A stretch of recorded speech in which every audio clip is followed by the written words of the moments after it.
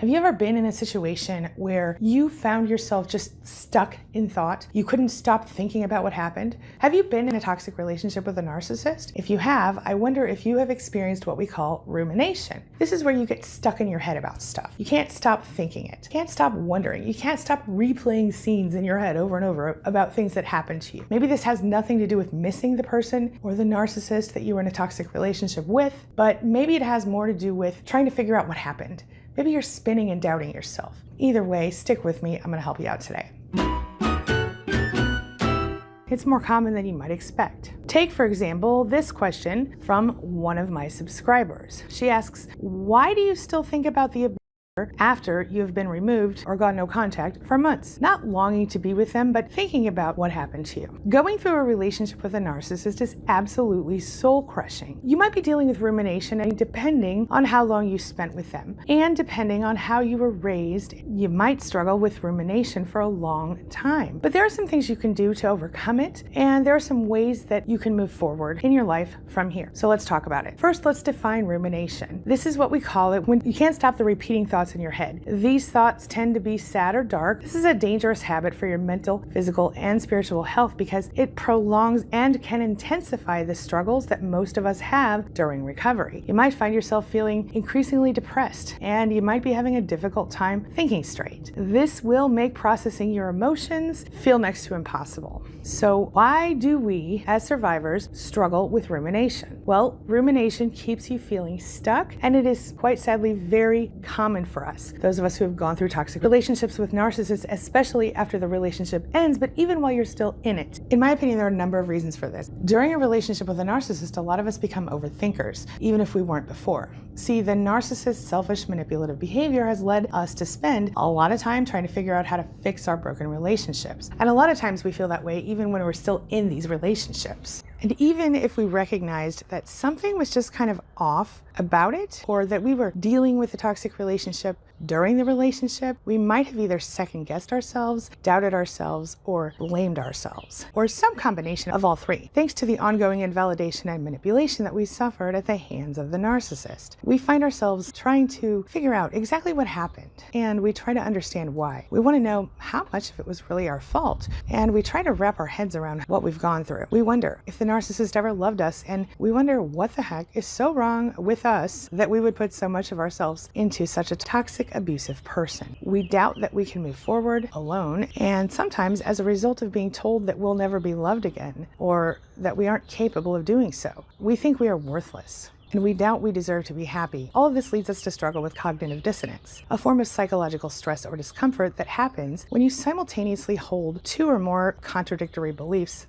ideas, or values in your brain. In other words, because we see one thing and we're told another thing or shown another thing by the narcissist during the relationship, and because we try to, or we actually do, start believing it, it messes with our heads in some pretty big ways. Now, I've talked about this in a previous video, so I'll link to that in the description below, as well as in the pinned comment if you're interested. So how do you begin to overcome overthinking and rumination about the narcissist when they did what they did to you? Well, let's start here. You didn't get closure. You need closure. And as it turns out, that isn't something that most of us get from narcissists. Most narcissists do not offer their victims any sense of closure. Either they leave without a word, or they aggressively discard you and refuse to acknowledge any fault at all on their part. Or in some cases, victims find the strength to leave, and then the narcissist plays the victim. In fact, in nearly all cases where a narcissist is involved in a relationship that does end, they leave you feeling no closure, feeling confused, and spinning. They either do this intentionally or instinctually, depending on their intelligence, their level of narcissism, or their place on the cluster B spectrum. The higher their intelligence or level of narcissism, or the higher up on the spectrum they are, the more likely they are to do this intentionally. That means you need to create your own closure. Now, I'm going to share with you an exercise that I think is going to be really helpful for you. I call it the letter exercise. One powerful way that you can get the closure that you need is to write the narcissist a very special kind of letter. Now, this exercise actually came to me personally in a very strange way. At the age of around 20 years old, I found myself ruminating about a painful experience I'd had with a person I had previously been involved with.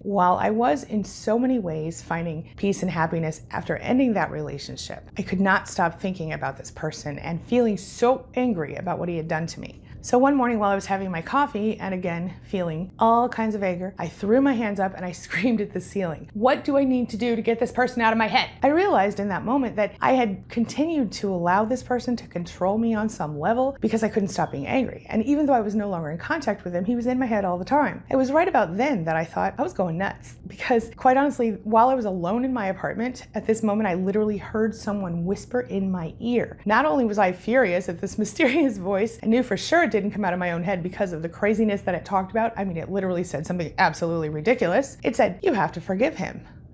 I was like, what? Anyway, after calming myself down and getting my head together, I sat down with a pen and a notebook and I started to write a letter. One that would not only help me to create my own closure, but one that would change my life forever and in some very surprising ways. Inadvertently, I ended up creating an exercise I would end up using with my clients over the years. Here's how you can do the same thing. First, get yourself a pen and a notebook. And if you struggle with writing by hand due to some physical issue, then you can always type it out on your computer or voice to text it or whatever. But if at all possible, I suggest you write it with a pen or a pencil, as it seems to have some kind of additional therapeutic value for some reason. Anyway, you're going to write a letter to the narcissist. In this letter, you're going to say all the things you wish you had said to them, but you never did. Or you're going to say the things that you needed them to hear, but they refused to hear. Now be sure when you're doing this to take your time. It might take you a couple days. So if you need to, write a little bit at a time and put it away and then come back to it when you're ready or when you have the time to do it. Now put all of your anger, your frustration, your sadness, disappointment about the way they treated you in the relationship and any other feelings you have about the narcissist in this letter. Put it all in the letter. You can say all the curse words you want, yes. And you can also scribble all over the paper if you want to. Whatever you need to do, just put all the feelings that you have, all the thoughts that you have about the relationship in the letter. No thought or feeling is too small to include here. So think like brain dump or soul dump. Just make sure you include any and everything that comes to mind, no matter how petty or unimportant it might seem to you in that moment. Now, when you're finished writing this letter, I want you to let it sit overnight, kind of let it steep like tea, or even for a couple of days, and then pick it up again and read through it. At this time, you can add anything you want to add, and if you really want to, you can rewrite and edit the letter, which I did when I did mine, but you don't have to do that part. Now, this is when you're going to add the final paragraph to the letter, and you're going to want to make it read something like this.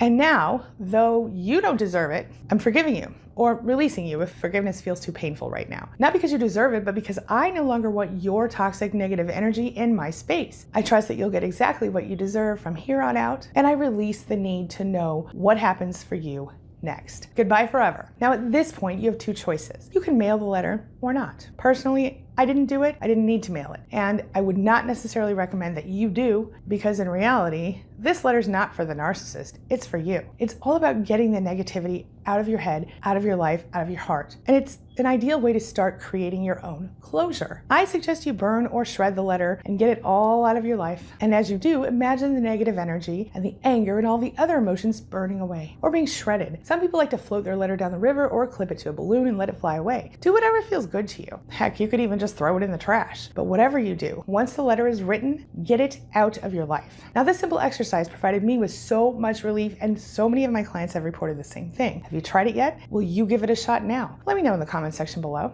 Now, I'm going to attach a portion of a previous video that's going to take this whole thing to the next level for you, but stick with me because I'm going to be right back here afterward to see you. Another tip, you can put a rubber band on your wrist, and every time you think about them, snap, snap, snap. And I know it sounds silly, but a lot of people find that to be highly effective. Don't forget, it's okay if you need to take some time to mourn this person. You can cry if you need to cry. You can scream and break and throw things if you need to. Give yourself a little bit of time to do that if necessary. Don't just pretend it didn't happen. Let the emotions out. When you are in a relationship with a narcissist, very often your emotions are cut right off. You're not allowed to experience them or feel them. So try letting them out and then moving forward. That can be incredibly helpful for you. Another thing you can do is simply go around where you live, go around your stuff, your office, your home, and take all pictures and memories of this person out. It can help you to move forward emotionally and mentally. Your visual cues of that person, any smells of that person, anything like that, removing those can help you to sort of let go a little faster. So there are a few things you need to know about narcissist enclosure in addition to what I talked about. This part's going to be a little tough, but it's really important that I explain something to you here. You need to know that someone generally gives you closure at the end of a relationship because they actually care about you and the relationship that you've had together. They give closure because they want peace and they care enough about you to want you to be happy. They want you to be able to move on. The narcissist knows that if you have closure, you're going to be able to find that peace and then you'll be able to move forward without them. And by keeping you in this toxic loop, they keep you open for a Hoover, and they are able to keep taking, future faking, and using you at will. will.